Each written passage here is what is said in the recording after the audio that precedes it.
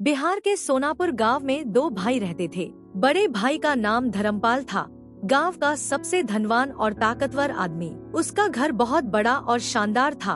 ऊंचे दरवाजे, पक्की दीवारें और आंगन में खड़ी बैलगाड़ियां उसके रुतबे का प्रमाण देती थी। उसकी पत्नी ललिता भी उसी अहंकार में डूबी रहती थी। छोटा भाई मोहन साधारण और गरीब था। उसका घर मिट्टी परेल का था, लेकिन उसमें अपनापन और गर्मजोशी थी। उसकी पत्नी सविता दयालु, सहनशील और मेहनती स्वभाव की थी। हालांकि वह गरीबी में जी रही थी, लेकिन उसके चेहरे पर हमेशा संतोष और शांति की झलक रहती थी। धर्मपाल और मोहन के घरों के बीच एक ऊंची दीवार थी। यह दीवार सिर्फ ईंट और गारे की नहीं थी, बल्कि उनके दिलों के बीच भी खिंच चुकी दूरी का प्रतीक थी। ललिता का स्वभाव ऐसा था कि वह आए दिन सविता को ताने मारती। जब भी वह आंगन में बर्तन मांजती सविता को देखती तो ताने कस देती। अरे देवरानी, तुम्हारी ये हालत देखकर बड़ा दुख होता है। मेरे पास दो नौकरानियां हैं, और सुनो तो धर्मपाल कह रहे थे कि एक और रख लूं जो मेरे पाँव दबा गया करे। लेकिन तुम तो आज भी अपने हाथों से बर्तन घिस रही हो। कम से कम मोहन से कहो ना, तुम्हारे लिए भी कोई काम वाली रख ले। हाँ, पर एक दिन उसने धीमे स्वर में लेकिन दृढ़ता से जवाब दिया। हाँ दीदी, ये सच है कि हमारे पास नौकर चाकर नहीं है। हम गरीब हैं, लेकिन हमारे घर में जो शांति है वो किसी हीरे मोती से कम नहीं। यह सुनकर ललिता का चेहरा तमतमा उठा।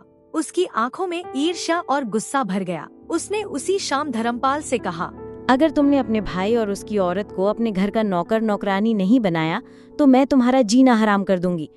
मुझे ये बर्दाश्त नहीं कि वे लोग गरीबी में रहकर भी संतोष और सुख की बातें करें। धर्मपाल का मन भी पहले से ही बुरा था। उसने एक चाल चली। उसने नकली कागज तैयार करवाया और गांव के मुखिया को रिश्वत देकर अपने पक्ष में कर लिया। एक दिन वह मोहन के घर आया और बोला, अरे मोहन, यह कागज तो बस एक औपचारिकता है। जब बाबूजी मरे थे तब जो बंटवारा हुआ था उसका ही लिखित सबूत है।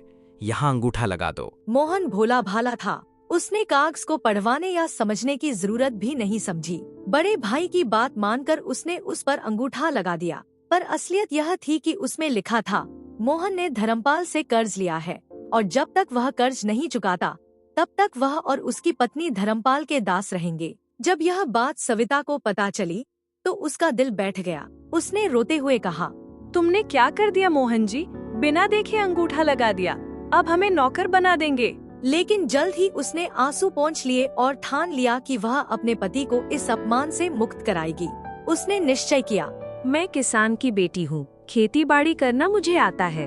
चाहे दिन रात मेहनत करनी पड़े, मैं इस अन्याय का जवाब दूंगी। उसने रात भर खेतों में काम करना शुरू किया। अंधेरे में जब गांव के लोग सो जाते तब वह अकेले हल चलाती, बीज बोती और पसीना बहाती। एक रात उसकी कुदाल किसी कठोर चीज से टकराई। उसने मिट्टी हटाई तो देखा चमकते हुए सफेद पत्थर। ध्यान से देखा तो समझ गई कि यह साधारण पत्थर नहीं बल्कि हीरे थे। ऊपर वाले की कृपा से उसे वह खजाना मिला जो उसकी जिंदगी बदल सकता था। सविता ने बैलों और थैलों की मदद से धीरे धीरे सारे हीरे घर पहुंचाए। देखते ही देखते उसका घर संपन्न हो गया, पर उसने कभी दिखावा नहीं किया। इधर ललिता को जब खबर लगी कि सविता अब अमीर हो चुकी है तो उसका लालच और जलन बढ़ गई।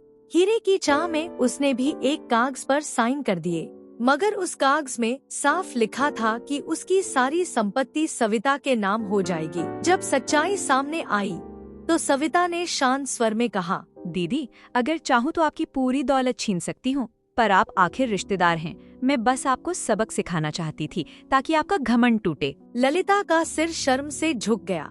उसकी अकड़ और अभिमान पल भर में मिट गए। तो देखो, यह कहानी जहाँ सोनापुर गांव की दीवार से शुरू हुई थी, वहीं अंत में वही दीवार ढह गई। असली दौलत हीरे मोती नहीं बल्कि संतोष, शांति और मेहनत है।